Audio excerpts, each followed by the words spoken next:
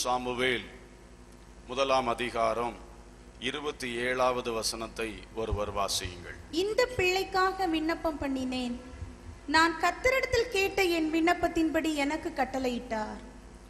இந்த பிள்ளைக்காக விண்ணப்பம் பண்ணினேன், நான் கர்த்தரிடத்தில் கேட்ட விண்ணப்பத்தின்படி அவர் எனக்கு கட்டளையிட்டார்.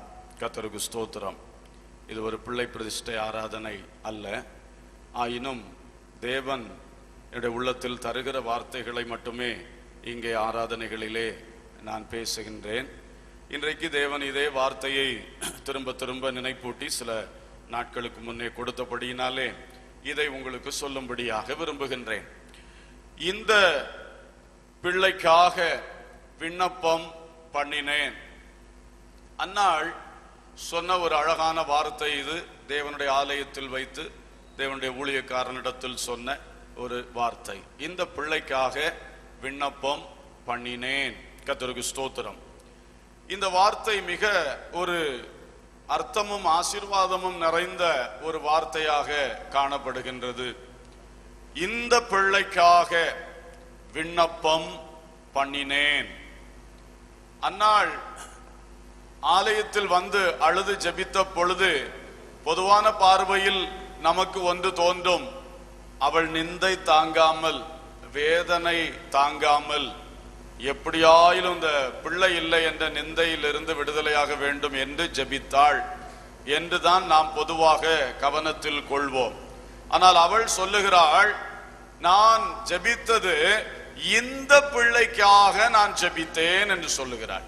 இந்த பிள்ளை அது ஒரு விசேஷமான பிள்ளை என்பதை நாம் எல்லாரும் அறிவோம்.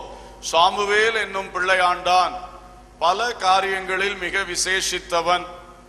அதுவும் இஸ்ரவேல் ஜனங்கள் மகிமை இழந்து போகின்ற காலத்திலே தேவனால் மறுபடியும் இஸ்ரவேலுக்கு களை உண்டாக்கும்படி உருவாக்கப்பட்ட ஒரு மாமனிதன். அந்த சாமுவேலுக்காக நான் இந்த பிள்ளைக்காக விண்ணப்பம் பண்ணினேன் என்று அவள் சொல்லும் பொழுது, சாமுவேலின் சரித்திரத்தை வாசித்து அதன் அடிப்படையில் இதை கவனிக்கும் பொழுது நமக்கு புரிய வருகின்றது இந்த பிள்ளையினுடைய மிக மேன்மை என்ன என்பது. கர்த்தருக்கு ஸ்தோத்திரம். பிரியமான கர்த்தருடைய பிள்ளைகளே, அந்த அடிப்படையிலே சில காரியங்களை நமக்கு பிரயோஜனம் உண்டாக சொல்ல விரும்புகின்றேன். முதலாவது, இந்த பிள்ளை யார் என்று 3 காரியங்களை நான் உங்களுக்கு முன் வைக்க விரும்புகிறேன். இந்த பிள்ளை யார்? இந்த பிள்ளைக்காக ஜெபம் பண்ணினேன், விண்ணப்பம் பண்ணினேன் சொன்னாலே, அப்ப இந்த பிள்ளை யார் என்று சொன்னால், முதலாவது அது 1 சாமுவேல் 1 அதிகாரம் 2 வசனம். அவனுக்கு 2 மனைவிகள் இருந்தார்கள். ஒருத்தி பேர் அன்னாள், மற்றொரு பேர் பெனின்னாள். பெனின்னாளுக்கு பிள்ளைகள் இருந்தார்கள், அன்னாளுக்கோ பிள்ளை இல்லை. அன்னாளுக்கோ பிள்ளை இல்லை. அன்னாளுக்கோ பிள்ளை இல்லை. அப்போ இல்லாமை, அன்னாளுக்கு பிள்ளை இல்லை. அந்த இல்லாமையில் இருந்து உருவான ஒரு அதிசயம்தான் இந்த சாமுவேல் என்ற இந்த பிள்ளை. ஹல்லேலூயா. வழக்கமாக பிள்ளை பேரு அன்னாளுக்கோ இல்லாமல் போயிற்று. அவளுடைய சக்களத்தி பெனினாள் பிள்ளைகளை பெற்றெடுத்து வளர்த்தி சந்தோஷமாக இருக்கும் பொழுது இவளுக்கு மட்டும் அந்த விஷயத்தில் ஒரு இல்லாமை இருந்து கொண்டிருக்கின்றது. அந்த இல்லாமை என்பது மிகுந்த வேதனையும் கஷ்டத்தையும் வெறுமையையும் கொடுத்து கொண்டே இருக்கின்றது. அந்த இல்லாமைக்கு தேவன் ஒரு முடிவு கட்டி அந்த இல்லாமையில் இருந்து உருவாக்கின ஒரு அதிசயம்தான் இந்த பிள்ளை. இந்த பிள்ளைக்காக நான் விண்ணப்பம் பண்ணினேன். என்னுடைய இல்லாமையில் இருந்து ஒரு மேன்மை உண்டாகும்படி நான் விண்ணப்பம் பண்ணினேன். அதற்கு கிடைத்ததுதான் இந்த பிள்ளை. இல்லாமையிலிருந்து உண்டானது. நமக்கு தெரியும், ஒன்றும் இல்லாமையில் இருந்து எல்லாவற்றையும் உருவாக்குகிறவர் நாம் ஆராதிக்கிற கர்த்தர். ஹல்லேலூயா. ஒன்றும் இல்லாமையில் இருந்து, அதற்கு ஒரு சிம்டம்ஸே, ஒரு அறிகுறிகளே இல்லாத சூழ்நிலையில் இருந்து எல்லாவற்றையும் உருவாக்கக்கூடிய தேவன். அது பிள்ளையானாலும் சரி, பொருளாதாரமானாலும் சரி, வீடு வாசலாக இருக்கட்டும், வேலை வாய்ப்பாக இருக்கட்டும், வேறொரு நன்மையாக இருக்கட்டும், எந்த ஒரு காரியமாக காணப்பட்டாலும் என்னிடத்தில் இல்லை என்ற இல்லாமையின் வேளையிலே நான் தேவனை நோக்கி கேட்கும் பொழுது, செபிக்கும் பொழுது, தேவன் அந்த இல்லாமையிலிருந்து எனக்கு உருவாக்கி தரக்கூடிய ஒன்று, அதுதான் அந்த ப்ராடக்ட் ஆஃப் பிரேயர், ஜெபத்தினுடைய ஒரு பதில். ஹல்லேலூயா! ஜெபத்தினுடைய ஒரு பதில். இந்த இல்லாமையிலிருந்து எப்படி ஒன்று உருவாகின்றது, எப்படி அப்படிப்பட்ட ஒரு அதிசயமான நிகழ்வு நடக்கின்றது என்று கேட்டால், ஜீவனுள்ள தேவனை நோக்கி, ஒன்றுமில்லாமலிருந்து எல்லாவற்றையும் உருவாக்கின தேவனை நோக்கி ஒரு மனிதன் பேசி கேட்கின்ற ஒரு ஜெபம். இந்த ஜெபம் என்பதுதான் இல்லாமையிலிருந்து அநேக நன்மைகளை மனித வாழ்க்கையிலே பெற்று தந்து கொண்டு இருக்கின்றது. ஜெபம் என்பது மிக விசேஷமான காரியம். ஜெபத்திற்கு கிடைக்கும் பலாபலன்கள் உலகத்தில் வேறு எந்த முயற்சிக்கும் கிடைக்காதவைகள் என்பது உண்மையான ஒரு கூற்று. ஹல்லேலூயா! அருமையான கர்த்தருடைய பிள்ளைகளே, இன்றைக்கு பல பிரயாசங்கள், பல முயற்சிகள், இவைகளுக்கு நாம் செலவு பண்ணுகிற நேரங்கள் எவ்வளவு, ஜெபத்திற்கு செலவு பண்ணுகிற நேரம் எவ்வளவு, கவனித்து பாருங்கள். பிரயாசங்கள், உழைப்புகள், பலவித முயற்சிகள் நல்லதுதான், நாம் செய்ய வேண்டியது அவசியம். ஆனால் அவைகளுக்கு கிடைக்காத ஒரு மாபெரும் பலன் எதற்கு கிடைக்கிறது என்றால், தேவனை நோக்கி விண்ணப்பம் பண்ணுகிற ஜெபத்திற்கு கிடைக்கிறது. கரங்களை தட்டி தேவனை மகிமைப்படுத்துவோம். அல்லேலூயா! ஜெபத்திற்கு கிடைக்கிறது.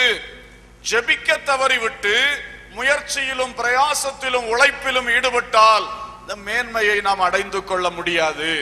ஜெபம் என்பது விசேஷமானது. பிரியமானவர்களே, இந்த பிள்ளைக்காக விண்ணப்பம் பண்ணினேன் சொல்லும் பொழுது அவள் பார்க்கிறாள், இந்த பிள்ளை he is a product of my prayer, என்னுடைய ஜெபத்திற்கு கிடைத்த ஒரு கனி, ஜெபத்தின் கனி.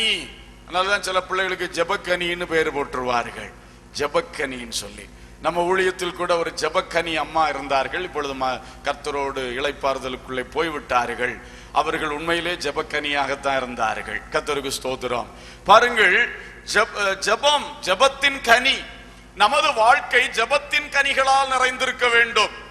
நான் பிரயாசப்பட்டு ஒன்றை வாங்கினேன், ஒரு நிம்மதி பெருமூச்சு, அப்பாடா உழைச்சேன், கஷ்டப்பட்டேன், கிடைச்சது கையில, அதோட முடிஞ்சு போச்சு. ஆனால் தேவனிடத்தில் ஜெபித்தேன், தேவன் அற்புதமா இல்லாமையிலிருந்து உருவாக்கி தந்தார். அந்த ஜெபத்தின் பலனை என் கையில் பெற்றுக்கொள்ளும் பொழுது அதில் இருக்கிற சந்தோஷத்துக்கு, ஆனந்தத்துக்கு அளவே இல்லை. ஹல்லேலூயா! இதுதான் ஒரு பெரிய ஆசீர்வாதம். அன்னாள் சொல்லுகிறாள், ஆலயத்தில் வந்து ஒரு சாட்சி சொல்லுகிறாள். சாட்சி என்ன சாட்சி? இந்த பிள்ளை சாதா பிள்ளை கிடையாது, இந்த பிள்ளைக்காகத்தான் இதே ஆலயத்தில் வந்து நான் ஜெபம் பண்ணினேன். அல்லேலூயா! இந்த பிள்ளைக்காக நான் ஒரு வருடத்திற்கு முன்பு ஜெபித்தேன், இன்றைக்கு அந்த பிள்ளையோடு வந்திருக்கிறேன். நான் ஒரு வருடத்திற்கு முன்பு பண்ணின ஜெபத்துக்கு கனி கிடைத்து விட்டது, அந்த பதில் கிடைத்து விட்டது, அதை இப்பொழுது கையிலே கொண்டு வந்திருக்கிறேன். அல்லேலூயா! ஸ்தோத்திரம். ஒருவேளை ஒரு வருடம் அல்ல நான் பேச்சிலே சொன்னாலும், அவள் அந்த பிள்ளையை பால் மறக்க பண்ணின பிறகு கொண்டு விட்டாள் என்று சொல்லப்பட்டிருக்கிறது. இருக்கட்டும், உன்னிப்பாய் கவனிக்கிறவர்கள் தவறை புரிந்து கொள்வீர்கள். கர்த்தருக்கு ஸ்தோத்திரம். பாருங்கள், அப்போ அவள் ஜெபத்திற்கு ஒரு கனியை அவள் கொண்டு வந்தாள். இதுபோல நமது வாழ்விலே எப்பொழுதுமே ஜெபத்தின் கனிகளால் நமது வீடு நிறைந்திருக்கணும், நமது தொழில் நிறைந்திருக்கணும், நமது வாழ்க்கை நிறைந்திருக்கணும். நம்முடைய வாழ்க்கை அப்படியே ஒன்று சுற்றி பார்க்கும் போது அந்த வாழ்வின் எல்லைகள் முழுவதும் ஜெபத்தின் கனிகளால் நிறைந்திருக்க வேண்டும். அல்லேலூயா! எல்லாரும் அதை ஆசைப்பட வேண்டும். நமது வாழ்க்கைக்கு ஒரு எல்லை இருக்கின்றது, வாழ்க்கை ஒரு தோட்டம். அந்த வாழ்க்கையாகிய தோட்டத்திலே ஜெபத்தின் கனிகள் நிறைவாக காணப்பட வேண்டும். அதுதான் ஒரு ஆசீர்வாதமான வாழ்க்கை. ஹல்லேலூயா! உழைப்பதற்கு பலன் உண்டு, ஆனால் அதை காட்டிலும் நம்முடைய வீட்டை, நம்முடைய வாழ்க்கையை நிரப்ப வேண்டியது ஜெபத்தின் கனிகள். எத்தனை பேர் விரும்புகிறீர்கள்? ஹல்லேலூயா! ஹல்லேலூயா! அன்னாளுக்கு அதுதான் ஒரு பெரிய சாட்சி, இந்த பிள்ளைக்காக நான் ஜெபம் பண்ணேன். Hallelujah! It is a normal process. எனக்கு கல்யாணம் முடிஞ்சு எனக்கு பிள்ளை பிறந்து அப்படி ஒரு சாட்சி அவ சொல்லவில்லை. இது சாதாரண வழக்கம் அல்ல. கல்யாணம் முடிஞ்சு பிள்ளை பிறந்து என்பது அல்ல. இந்த பிள்ளைக்காக நான் ஜெபம் பண்ணினேன், இன்றைக்கு கர்த்தர் தந்திருக்கிறார், கர்த்தருக்கு கொண்டு வந்திருக்கிறேன். அதுதான் சாட்சி. ஹல்லேலூயா. இது போல பிரதர், இந்த பொருள் எப்படி வாங்குனீங்க? ஒரு சொந்தக்காரங்க வர்றாங்க நம்ம வீட்டுல, அல்லது யாரோ வருகிறார்கள், அழகா இருக்கே ஒரு ஃப்ரிட்ஜ் வாங்கியிருக்கீங்களே, இதை எப்படி வாங்குனீங்க? உடனே அதுக்கு ஒரு சாட்சி இருக்கணும். இந்த ஃப்ரிட்ஜுக்காக நான் ஜெபம் பண்ணினேன், கர்த்தர் இப்படி ஆச்சரியமாக எனக்கு தந்தார். அல்லேலூயா. இந்த கிரைண்டர் எப்படி வாங்குனீங்க? இந்த மிக்சர் எப்படி வாங்குனீங்க? இல்லைன்னா இன்னொரு பொருள், இந்த மேஜை எப்படி வாங்குனீங்க? இந்த கட்டில் எப்படி வாங்குனீங்க? ஒவ்வொரு சிறிதும் பெரிதுமான நம்முடைய வீட்டில் இருக்கிற காரியத்துக்கு கூட அதன் பின்னணியத்திலே ஒரு ஜெபம் இருக்க வேண்டும். ஹல்லேலூயா. இதை ஆசைப்பட வேண்டும். பெற்றோர், பிள்ளைகள் எல்லாரும் ஆசைப்படணும். என் வீடு ஜெபத்தின் கனிகளால் நிரம்பணும். என் வீட்டில் உள்ள ஒவ்வொரு பொருளுக்கும் ஒரு சாட்சி இருக்கணும். என் வீடு கட்டும் போது அந்த வீட்டில் உள்ள ஒவ்வொரு செங்கலுக்கும் ஒரு சாட்சி இருக்கணும். அல்லேலூயா. ஒவ்வொரு பில்லருக்கும் ஒரு சாட்சி இருக்கணும். அந்த மாதிரி ஒரு நல்ல ஒரு ஜெபத்தை விரும்புங்கள். கர்த்தரிடத்திலிருந்து பெற்றுக்கொண்டது, கர்த்தரிடத்திலிருந்து பெற்றுக்கொண்டது, அதுதான் மேன்மை. மற்றபடி நார்மலாக எல்லாரும் சொல்லலாம், நான் கடினமாய் உழைத்தேன், எனக்கு இது கிடைத்தது. நான் கடுமையா படிச்சேன், இரவு பகல் விழித்திருந்து படித்தேன், எனக்கு நல்ல மார்க் கிடைத்தது. இதெல்லாம் நம்ம சாதாரணமா கேட்டு கேட்டு எல்லாம் கேட்டாச்சு. ஆனா இப்ப நம்ம கேட்க விரும்புகிற சாட்சி என்ன? நான் கர்த்தரிடத்தில் கேட்டேன், எனக்கு இது கிடைக்க நியாயம் இல்லை, எனக்கு இல்லாமையாக்கும், எனக்கு அதுக்குள்ள சந்தர்ப்பமே சூழ்நிலையே இல்லை, ஆனால் கர்த்தர் எனக்கு உருவாக்கி தந்தார். அல்லேலூயா. இப்படிப்பட்ட சாட்சி இங்க வந்திருக்கிற ஒவ்வொரு கர்த்தருடைய பிள்ளைகளுடைய வாழ்க்கையிலும், வீட்டிலும், தொழிலிலும் உண்டாயிருக்க வேண்டும். ஆமென். தனித்தனியா ஜெபம் பண்ணுங்க. தனித்தனியா ஒவ்வொரு காரியத்துக்கும் தேவ சமூகத்துல வையுங்கள். எவ்வளவு ஜெபிக்கிறோமோ ஒரு ஜெபம் கூட வீணா போகாது. அது கேரண்டி. நீங்க பண்ணுகிற ஒரு ஜெப வார்த்தை கர்த்தர் தரையிலே விழ விடுகிறவர் அல்ல. அல்லேலூயா. அது கேரண்டி. பிரியமானவர்களே, மனுஷன்கிட்ட பேசுறது பலவேளை வீணா இருக்கும். பேசுவோம் பேசி கடைசியில ஒரு பிரயோஜனம் இருக்காது. நேரம் தான் போகும், பிரயாசம் தான் போகும். ஆனா தேவனிடத்தில் பேசுவது ஒரு நிமிஷம் பேசினாலும் அதற்குரிய பிரயோஜனம் உண்டு. ஆமென். நிச்சயமா உண்டு. ஒரு நிமிஷம் பேசி பாருங்க, அதுக்கும் பிரயோஜனம் உண்டு. ஒரு மணி நேரம் பேசி பாருங்க, அதுக்கும் என்ன உண்டு? பிரயோஜனம் உண்டு. இந்த அம்மா ஜெபத்தினாலே இந்த கனியை பெற்றெடுத்தாள். 10ஆம் வசனத்திலே சொல்லப்பட்டிருக்கிறது, அவள் ஜெபத்தினால், அவள் ஆலயத்தில் போய் என்ன செய்தாள்? ஜெபித்த ஜெபத்தினால். 10ஆம் வசனம் வாசிங்க. அவள் போய் மனங்கசந்து மிகவும் அழுது கர்த்தரை நோக்கி விண்ணப்பம் பண்ணி, அவள் ஆலயத்தில் போய் மனங்கசந்து மிகவும் அழுது கர்த்தரை நோக்கி விண்ணப்பம் பண்ணினாள். அல்லேலூயா. சிலர் அழுவார்கள், விண்ணப்பத்தை விட்டுருவார்கள். சில வேளை பார்த்திருக்கிறேன், ரொம்ப துக்கம் தாங்க முடியாம, வேதனை தாங்க முடியாம அழுவார்கள். ஆனா அதுக்கு இடையில விண்ணப்பம் வராது. இது கூட ஒரு சாத்தானுடைய தந்திரம் தானே. நம்முடைய அழுகைக்கு எப்பொழுது முடிவு உண்டாகும்? அழுதனால மட்டும் முடிவு உண்டாகுமா?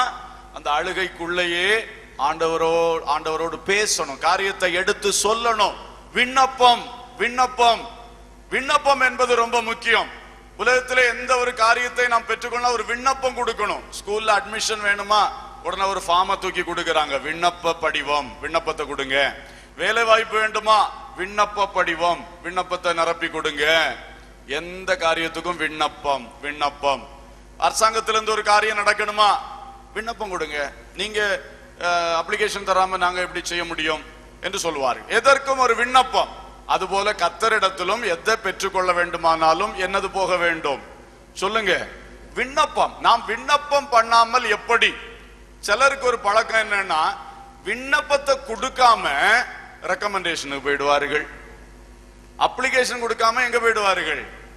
ரெக்கமெண்டேஷன். இப்படி குறுக்கு வழியிலே அநேகர் பழகி விட்டார்கள்.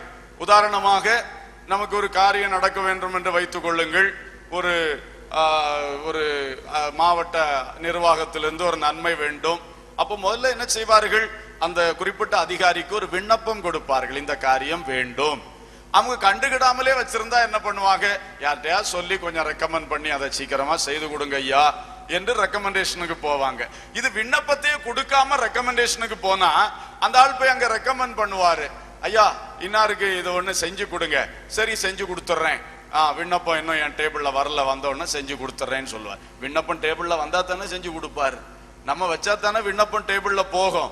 இதே மாதிரிதான் அநேகர் எல்லாம் சொல்ற, எனக்காக ஜெபித்துக் கொள்ளுங்க பிரதர், பாஸ்டர் எனக்காக ஜெபித்துக் கொள்ளுங்கள், சிஸ்டர் எனக்காக ஜெபித்துக் கொள்ளுங்கள், இல்லைன்னா எல்லாரும் எனக்காக ஜெபித்து. நான் மட்டும் இதுவரைக்கும் என்ன செய்யல, ஜெபிக்கல, விண்ணப்பம் போடல, ரெக்கமெண்டேஷன் சுத்தி சுத்தி போயிட்டே இருக்கு. ஏதாவது பிரயோஜனம் உண்டாகுமா? நாம முதல்ல அப்ளிகேஷனை கொடுத்துட்டு அல்லவா ரெக்கமெண்டேஷன் வர வேண்டும். முதலாவது நமது காரியத்துக்காக நாம் தேவனை நோக்கி விண்ணப்பம் பண்ண வேண்டும். விண்ணப்பம் பண்ணிவிட்டு மற்றவர்களுடைய ஜெப உதவியையும் நாம் நாடிக்கொள்ளலாம், அது பிரயோஜனப்படும். முதல் நமது விண்ணப்பம் டைரக்டா ஆண்டவருக்கு, நம்முடைய தகப்பன், நம்மை படைத்தவர், நம்மை உருவாக்கினவர், நம்மை பரிபாலிக்கிறவர், நம்மை பாதுகாக்கிறவர், நாம் நேரடியாய் பேச வேண்டும் என்ற விருப்பத்தோடு இருக்கிறவர், அவரை விட்டு விட்டு அவர்கிட்ட நேரடியா போகாம சுத்தி சுத்தி வந்தாச்சுன்னா அது நன்றாக இருக்காது. கர்த்தருக்கு ஸ்தோத்திரம். சில பிள்ளைகள் இப்படிதான் அம்மாவுக்கு பின்னாலே அம்மாவுக்கு சேலையை பிடிச்சுக்கிட்டே சுத்திட்டு அம்மா அம்மா அம்மா அம்மா அப்பாட்ட சொல்லி இதை வாங்கி கொடுங்க, அப்பாட்ட சொல்லி இதை வாங்கி கொடுங்க, அப்பாட்ட சொல்லி இதை வாங்கி கொடுங்க. அப்ப சில அப்பா அம்மா சொல்லுவார்கள், அவனுக்கு வேணா அவன் வந்து கேட்கட்டு என்று சொல்லுவார்கள். நியாயமான பேச்சு. எல்லாம் அப்படித்தான், நேரடியாக கேட்கிற ஒரு பழக்கம் எல்லாருக்கும் வேணும். அல்லேலூயா, ஸ்தோத்திரம். தேவனிடத்திலே நேரடியாய் விண்ணப்பம் பண்ணுங்கள். வேதனை தாங்காமல் அழுதோம், உண்மைதான். அழுகையின் நடுவிலே எதற்காக அழுகை? தேவன் என்ன செய்ய வேண்டும்? விண்ணப்பித்தோமா? விண்ணப்பத்தை விட்டுவிடக் கூடாது. Praise the Lord. துக்கம் விண்ணப்பம் செலுத்துவதை தடை பண்ணிவிடும். சாத்தான் தந்திரமாக விண்ணப்பம் செய்வதை தடை செய்வான், தடுமாற பண்ணுவான். ஆனால் நாமோ நம்முடைய வேதனைகளின் நடுவிலே, அழுகையின் நடுவிலும் விண்ணப்பத்தை விட்டுவிட வேண்டாம். ஹல்லேலூயா. இல்லாமையின் நடுவில் இருந்து மாபெரும் ஒரு மேன்மையை கண்டு கொண்ட அன்னாள், அவள் ஆலயத்தில் போய் தேவனை நோக்கி அழுது விண்ணப்பம் பண்ணினாள். தன்னுடைய பாயிண்டை கரெக்டாக தேவனிடத்திலே சொன்னாள். அது மட்டுமல்ல பிரியமானவர்களே, 12ஆம் வசனத்துல படிக்கிறோம், அவள் கர்த்தருடைய சந்நிதியில் வெகு நேரம் விண்ணப்பம் பண்ணுகிற போது, வெகு நேரம் அவள் கர்த்தருடைய சந்நிதியில் தன்னுடைய இல்லாமை அகலும்படியாக போனேன், ஜெபித்தேன், வந்தேன் என்று இல்லாதபடி எப்படி ஜெபித்தாளாம் சொல்லுங்க? வெகு நேரம் ரொம்ப நேரம் ஜெபித்தாள். ஜெபத்திலிருந்து எழும்பவே இல்லை. ஜெபிக்க வந்தாள், எப்பொழுது எழும்புவாள்னு பார்த்தா எழும்பவே இல்லை. வெகு நேரம் ஜெபித்துக் கொண்டிருக்கிறாள். ஏனென்றால் அவள் சும்மா ஏதோ 4 ஜெப குறிப்பை வைத்துவிட்டு போக வரவில்லை. அவளுடைய இல்லாமை அகலும்படியாக, இல்லாமையிலிருந்து ஒரு மேன்மை உருவாகும்படியாக தேவனை நோக்கி விண்ணப்பம் பண்ண she has come with a specific purpose. அவள் ஒரு குறிப்பான நோக்கத்தோடு வந்திருக்கிறாள். அதை பெற்றுக்கொண்டுதான் ஆக வேண்டும் என்று சொல்லி நேரம் போவதே தெரியாமல் வெகு நேரம் ஜெபித்தாள். ஹல்லேலூயா.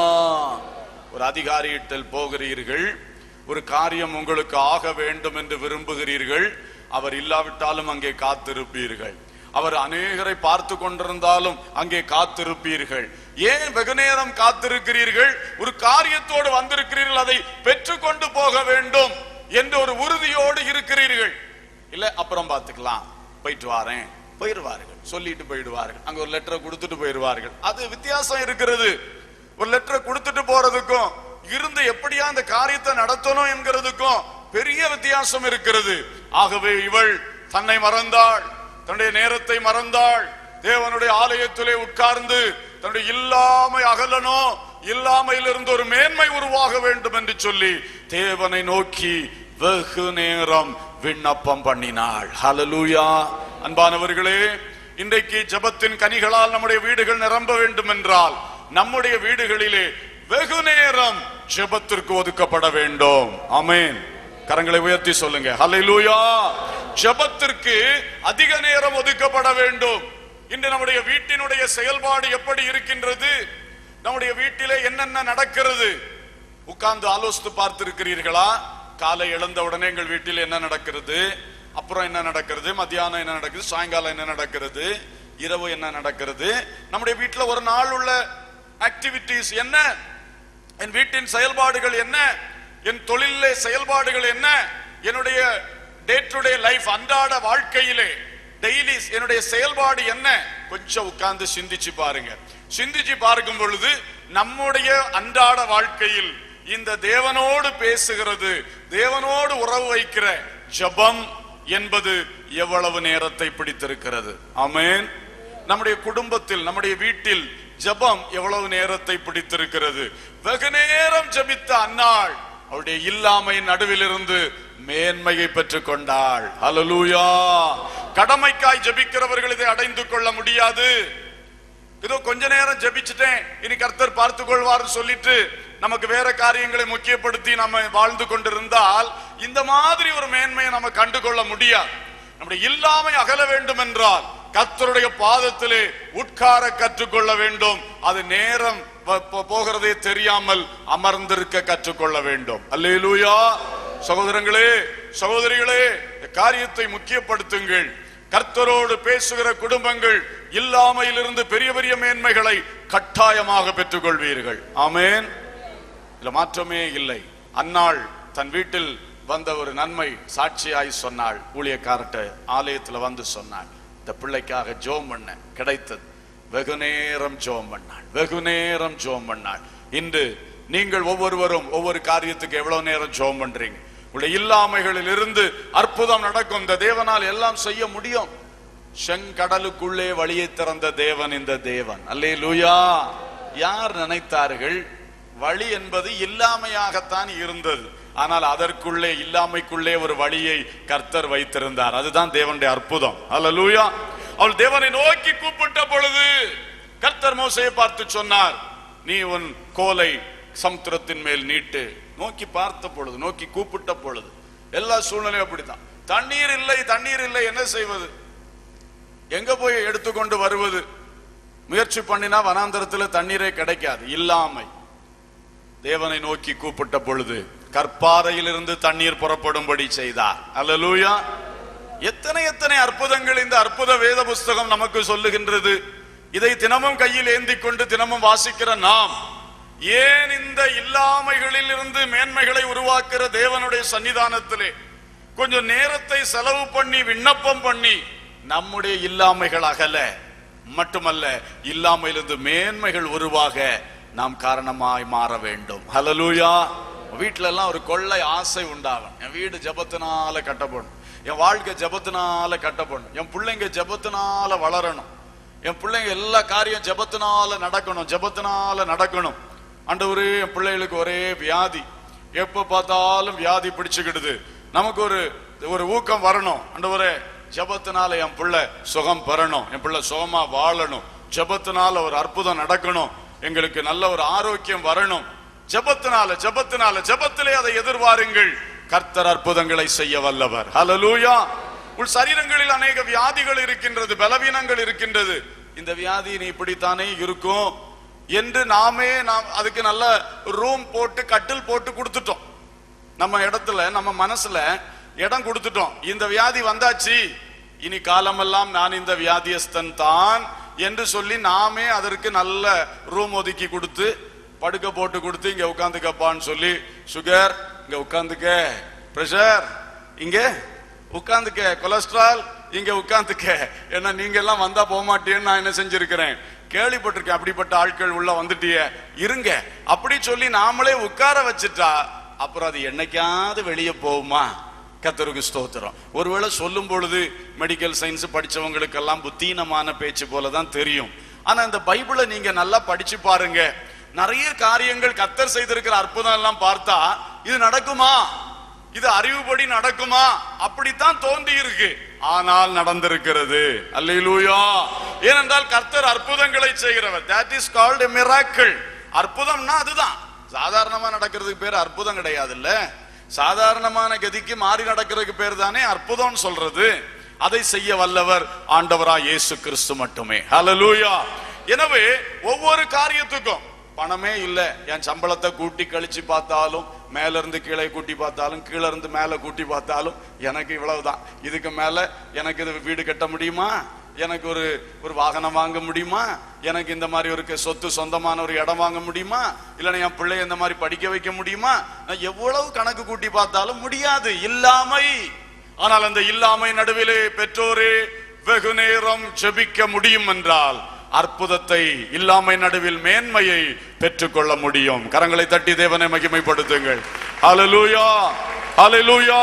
இது ஜெபத்திற்கு பதில், ஜெபத்திற்கு பதில். ஜெபிக்கிற பிள்ளைகளுக்கு கர்த்தர் தருகிற ஆச்சரியமான பதில் இதுதான். கர்த்தருக்கு ஸ்தோத்திரம். எனவே ஜெபம் என்பது மிகவும் முக்கியம். இன்னொன்னு சொல்றேன், 13ஆம் வசனத்துல பாத்தீங்கன்னா, அன்னாள் தன் இருதயத்திலே பேசினாள், அவளுடைய உதடுகள் மாத்திரம் அசைந்தது, அவள் சத்தமோ கேட்கப்படவில்லை. ஆகையால் அவள் வெறித்திருக்கிறாள் என்று ஏலி நினைத்து அவளை நோக்கி, நீ எதுவரைக்கும் வெறித்திருப்பாய்? உன் குடியை உன்னை விட்டு விலக்கு என்றான். ஸ்தோத்திரம். இங்க அவளுடைய பிரேயரை பாருங்க. அன்னாள் எப்படி தெரியுமா ஜெபித்திருக்கிறான்? கவனிச்சீங்களா வார்த்தைய? இருதயத்தில் பேசினாள், அவளுடைய உதடுகள் மாத்திரம் என்ன செய்தது? அசைந்தது, அவள் சத்தமோ கேட்கப்படவில்லை. கூச்சல் போடலையா? கூச்சல் போட்டு ஐயோ அப்போ என்றெல்லாம் அவ சொல்லலையா? அவ என்ன பண்ணா? அவ இருதயத்தில் பேசினாள், அவள் சத்தம் கேட்கப்படவில்லை. ஆனா இந்த வாய் மட்டும் என்ன செய்துட்டு இருந்திருக்கு? அசைஞ்சிட்டே இருந்திருக்கு. வாயை மூடி வச்சுட்டு ஜெபிக்க முடியல, வாயை திறக்கிறா, உதடுகள் அசைகிறது. எப்படி ஜெபிச்சிருப்பா? ஜெபம் பண்ணிருப்பா. பார்க்க பைத்தியம் போல தெரிஞ்சிருக்கும். இப்ப நான் செய்யும் போதே சிரிக்கிறிய நீங்க. அப்ப நீண்ட நேரம் இப்படி ஒருத்தி செஞ்சுக்கிட்டு இருந்தா அந்த ஏலிய நம்ம தப்பு சொல்ல முடியாது.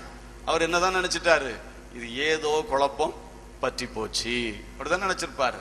அப்படிதான் கேட்டாரு, ஏன் உனக்கு வேற இடம் இல்லையா? இந்த சர்ச்சுக்குள்ள வந்திருந்தா இப்படி குடிச்சிட்டு வெறிச்சுக்கிட்டு நீ புலம்பிட்டு இருக்கிற அப்படின்னு கேட்டாரு.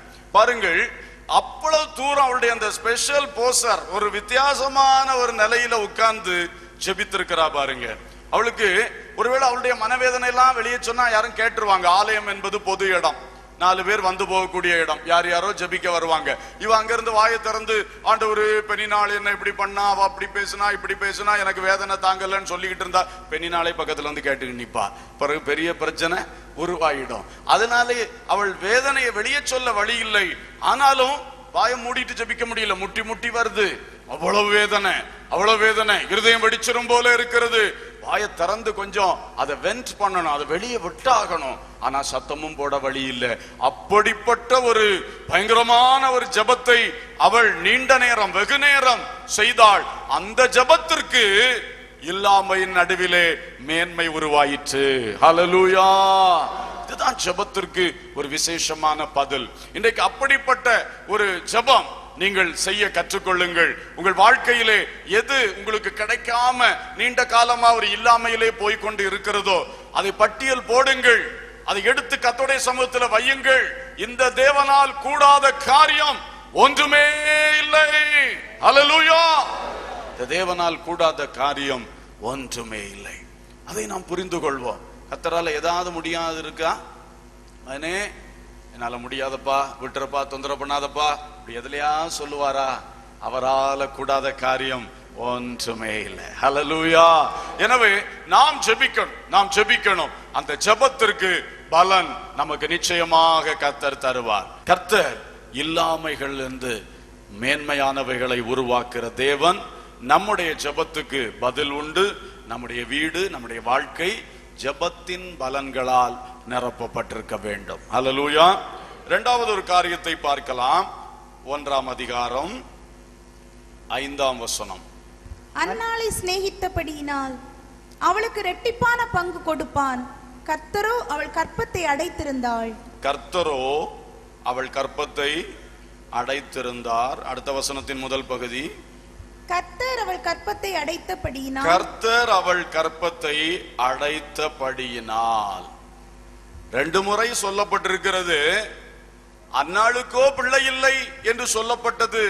காரணம், சாத்தான் அடைத்து வைக்கவில்லை, சரீர பலவீனம் காரணம் இல்லை, வேறொன்றும் காரணம் இல்லை, ஒரு சாபமோ ஒன்றும் காரணம் இல்லை. கர்த்தரே அடைத்திருக்கின்றார். கர்த்தரே அடைத்திருக்க. ஏன் என் வாழ்க்கையிலே இது நடக்கவில்லை? ஏதும் சாபம் இருக்குமோ? பிசாசு குறுக்கே நிற்கின்றானோ? அல்லது வேற சூழ்நிலையிலுடைய நெருக்கங்கள் தானோ என்று பல்வேறு நிலைகளில் சில வேளை சிந்தித்துக் கொண்டிருக்கின்றோம்.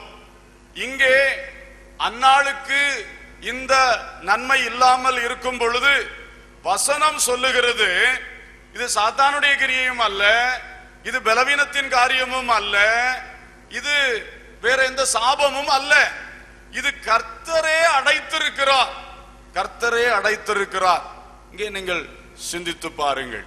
இப்போ அன்னாள் ஒரு சாட்சியை சொல்றா, இந்த பிள்ளைக்காக நான் விண்ணப்பம் பண்ணினேன்னு சொல்லும் பொழுது, இந்த பிள்ளை ஜெபத்தினால் கிடைத்த பலன், ப்ராடக்ட் ஆஃப் பிரேயர் என்று நாம் சொன்னோம். அது மட்டுமல்ல, இந்த பிள்ளைக்கா ஜோம் பண்ணேன், இந்த பிள்ளையை கொண்டு கர்த்தருக்கா கேட்டேன், இப்ப கர்த்தருக்கா விடுறேன்னு அவ சொல்லும் போது அதுல இன்னொரு காரியம் இருக்கிறது. இது இந்த பிள்ளை பிறந்ததும், இந்த பிள்ளை பிறக்காம இருந்ததும், இந்த பிள்ளை பிறந்ததும் எல்லாம் பர்பஸ் ஆஃப் த ப்ரொப்ரைட்டர், எஜமானுடைய உரிமையாளருடைய நோக்கம், திட்டம். அல்லேலூயா, அல்லேலூயா. இது ஒரு ஆச்சரியமான காரியம். என் வாழ்விலே ஒரு காரியம் இல்லை, என் வாழ்விலே ஒரு காரியம் நடக்கவில்லை. அது என்ன காரியம்? சில வேளை சாத்தான் தடை பண்ணலாம், தேவ நோக்கம் இருந்தாலும் சாத்தான் தடை பண்றதும் உண்டு. சில வேளை சாபங்கள் குறுக்கே நிற்கலாம். தேவன் ஆசீர்வதிக்கவே சித்தமாயிருக்கிறார், ஆனால் சாபம் இருக்கிறது, சாபம் மாறணும், சாபம் மாறத்தக்க வாழ்க்கை நாம் வாழணும். சரி, இல்ல சில சூழ்நிலை தடைகள் இருக்கிறது, அந்த தடைகள் அகல வேண்டும், கர்த்தர் நியமித்திருக்கிறதை நான் பெற்றுக்கொள்ளணும். இப்படிப்பட்ட சூழ்நிலைகள் உண்டு, இப்படிப்பட்ட பல நிலைகள் உண்டு. ஆனால் சிலருடைய வாழ்க்கையிலே இதெல்லாம் அல்ல காரணம். இது கர்த்தரே அடைத்து வைத்திருக்கின்றார். கர்த்தர் அடைத்தார் என்றால் ஒரு நோக்கம் கட்டாயமாக உண்டு. அல்லேலூயா. எதை அடைத்தாலும் நோக்கம் இல்லாமல் அவர் அடைக்கவே மாட்டார். கர்த்தருக்கு ஸ்தோத்திரம். நோக்கம் இல்லாமல் அடைக்கவே மாட்டார். பேழைக்குள்ள விட்டு கதவை அடைச்சிட்டாருன்னா அதுக்கு ஒரு நோக்கம் உண்டு. கதவை திறந்து போட்டா என்ன நடக்கும்? வேண்டாதெல்லாம் உள்ள வரும். அப்புறம் புதிய பூமியில பாவ சந்ததி, குளப்படி சந்ததி தான் உருவாகும். பல பிரச்சனைகள் இருக்கிறது. மட்டுமல்ல, நோவா உள்ள இருக்கிறது பாதுகாப்பா இல்லாம வெளியே போயிடுறதுக்கு வாய்ப்பு உண்டு. எல்லாம் பார்த்துதான் அவர் அடைச்சார். எதை செய்தாலும் அவர் அடைத்தார் என்றால் அதுக்கு ஒரு நோக்கம் உண்டு. ஹல்லேலூயா. நம் வாழ்க்கையில் ஒரு வாசலை அவர் அடைத்து வைத்திருக்கிறார் என்றால் கட்டாயமாக there is a purpose for the proprietor. அவர்தான் proprietor, அவர்தான் ஓனர், அவர்தான் எல்லாம் எஜமானன். அவருக்கு ஒரு நோக்கம் உண்டு. இந்த நோக்கத்துக்காக உங்க வாழ்க்கையில சில வாசல்களை அவரே அடைத்து வைத்திருக்கிறார். ஆமென். ஒருவேளை எழுத்தின்படி புத்திர பாக்கியம் கூட அப்படித்தான். கர்த்தர் சில வேளை சிலருக்கு சில காலம் அடைத்து வைப்பது உண்டு, சில வேளை சில நன்மைகளை அடைத்து வைப்பது உண்டு. என்னோட படிச்ச எல்லாருக்கும் வேலை கிடைச்சிட்டு, நல்ல வேலை கிடைச்சிட்டு, எனக்கு மட்டும் ஒரு நல்ல வேலை கிடைக்கவே இல்லை. கர்த்தர் சில வேளை அந்த வாசலை அடைத்து வைத்திருக்கிறார். எதற்காக? ஒரு நோக்கம் இருக்கிறது. ஹல்லேலூயா, ஹல்லேலூயா. எல்லாருக்கும் இது கிடைச்சிட்டு எனக்கு மட்டும் கிடைக்கல. அப்ப நாம முதலாவது நம்முடைய குற்றங்கள் எதுவும் இருக்கிறதா என்று அறிக்கை பண்ணணும். நம்ம ப்ராசஸ் அப்படித்தான். எடுத்த உடனே கர்த்தர் அடைச்சிருக்காரு நம்ம சொல்ல முடியுமா? நமக்கு தெரியணும்ல. ஃபர்ஸ்ட் நம்ம எதனாலும் இது அடைபட்டு நிற்குது, வாசல் அடைச்சிருக்கு, எல்லாருக்கும் கிடைக்குது, எனக்கு மட்டும் கிடைக்கல. அப்போ என்னன்னு சொல்லி முதல்ல என் குற்றங்கள் இருக்குமோ, பாவங்கள், என்னுடைய வாழ்க்கையில் உள்ள சரியில்லாத காரியம் இருக்குமா, நான் பெருமையா இருக்கிறேனா, நான் ஆண்டவர் இதுக்கு முன்னால செய்த நன்மைக்கு ஆண்டவருக்கு நன்றி சொல்லாத ஒரு பாவியாக இருக்கின்றேனா, அல்லது வேற என்ன காரியம், வேத வசன ஒழுங்குக்கு நான் மாறா நடக்கிறேனா, இதெல்லாம் நம்ம முதல்ல நம்மளே ஆராய்ந்து பார்க்க வேண்டும். நம்முடைய சைடை கிளியர் பண்ணணும். அப்போ பாவமும் சாபமும் மாறும். அதற்கு மேலே ஜெபிக்கணும், போராடி. அப்ப சாத்தானுடைய எதிர்ப்புகள், போராட்டங்கள் இருந்தால் அவைகள் மாறும். இதெல்லாம் செய்துட்டோம், இன்னும் நடக்கல அப்படின்னா சோர்ந்து தளர்ந்து விட்டுறக்கூடாது. அப்பதான் ஒரு புது பலனே வரணும். ஆஹா, நான் என்னுடைய குறையெல்லாம் அறிக்கை செஞ்சாச்சு, இந்த சாத்தானோடு நல்லா போராடியாச்சு, உபவாசம் போட்டு ஜெபித்து போராடியாச்சு. அப்ப இன்னும் காரியம் நடக்கலன்னா இப்ப எனக்கு சோரக்கூடாது, தைரியம் அடையணும். அப்ப கர்த்தர் தான் அடைச்சிருக்கிறார். அல்லேலூயா. அப்ப நமக்கு இன்னும் தைரியம் தானே. கர்த்தரே அடைச்சாருன்னா நமக்கு ரொம்ப ஈஸி தானே. அங்க நேரா பாத்துக்கலாமே. நம்ம இந்த சாத்தானோடு போராடி பார்த்தாச்சு, இந்த சூழ்நிலையெல்லாம் நம்ம சைடு உள்ளதெல்லாம் அறிக்கை பண்ணி பார்த்தாச்சு. இப்ப கிளியரா விளங்கிருச்சு, இந்த பிரச்சனை அல்லது இந்த ஆசீர்வாதம் இல்லாத காரணம் அல்ல, இந்த வாசல் திறக்காத காரணம், இந்த ஒரு வாய்ப்பு கிடைக்காத காரணம், இது கர்த்தரே ஒரு நோக்கத்தோடு தடை பண்ணி இருக்கிறார். அப்ப கர்த்தர் நம்மை குறித்து எப்பொழுதும் நல்ல நினைவோடு தான் இருக்கிறார். ஹல்லேலூயா. அதுல துளியேனும் சந்தேகம் ஒருவருக்கும் வரவே வேண்டாம், வரவே கூடாது. கிடையாது, அப்படி கிடையாது. அதனால கர்த்தர் ஏதோ ஒரு நன்மைக்காகத்தான் இந்த வாசலை அடைத்து வைத்திருக்கிறார். அப்பதான் அன்னாளுக்கு புரிஞ்சு போச்சுது, கர்த்தர் என் கற்பத்தை அடைத்திருக்கார். அதனாலதான் அவ பெனினாள்கிட்ட சண்டைக்கு போகல, ஏதோ ஒரு பிரச்சனை படுத்தல. பெனினாள் ரொம்ப வேதனைப்படுத்தும் பொழுது பைபிள் சொல்லுது அவள் அழுதாள். அழுதாள்னு தான் சொல்லுது தவிர எதிர்த்து பேசினான்னு சொல்லல, சண்டை போட்டான்னு சொல்லல, ஆகார போல வீட்டை விட்டு ஓடினா அப்படி சொல்லல, வேற எந்த ஒரு காரியமும் இவளை பற்றி சொல்லல. ஒன்னே ஒண்ணு, அழுதா. வேதனை தாங்காம அந்த அளவுக்கு அழுதா. வீட்டிலும் அழுதா, ஆலயத்துக்கு போவோம் நிம்மதியா இருக்கும்னு பார்த்தா அங்கேயும் இதே தொந்தரவு தான், அங்கேயும் அழுதாள்.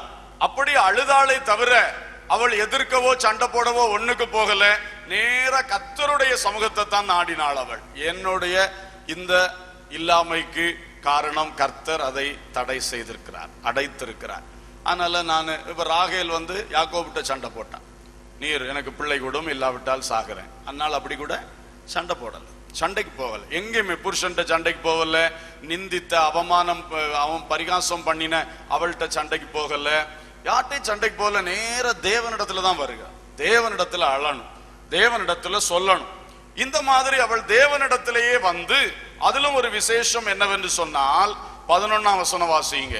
சேனைகளின் கர்த்தாவே, தேவரீர் உம்முடைய அடியாளின் சிறுமையை கண்ணோக்கி பார்த்து உம்முடைய அடியாளை மறவாமல் நினைத்தருளி உமது அடியாளுக்கு ஒரு ஆண் பிள்ளையை கொடுத்தால், ஒரு ஆண் பிள்ளையை கொடுத்தால் அவன் உயிரோடு இருக்கும் சகல நாளும் நான் அவனை கர்த்தருக்கு ஒப்பு கொடுப்பேன், கர்த்தருக்கு ஒப்பு கொடுப்பேன். அவன் தலையின் மேல் சவரகன் கத்தி படுவதில்லை என்று ஒரு பொருத்தனை பண்ணினாள்.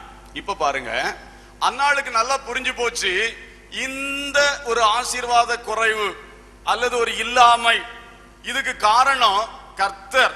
புரிஞ்சுட்டா, என் புருஷன் அல்ல, என் சக்களத்தியுடைய சூழ்நிலைகள் அல்ல, எதுவும் அல்ல, யாரையும் நான் குற்றம் சொல்ல போகல, கர்த்தர் அடைத்திருக்கிறார்.